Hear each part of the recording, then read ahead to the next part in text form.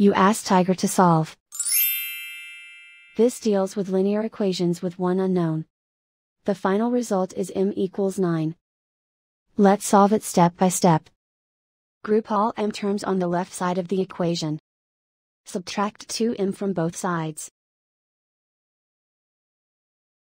Group like terms. Simplify the arithmetic.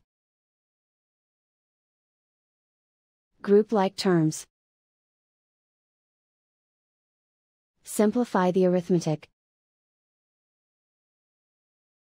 Group all constants on the right side of the equation. Subtract 7 from both sides. Simplify the arithmetic.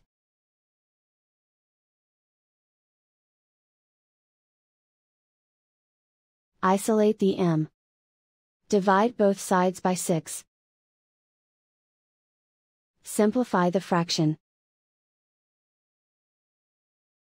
Find the greatest common factor of the numerator and denominator. Factor out and cancel the greatest common factor.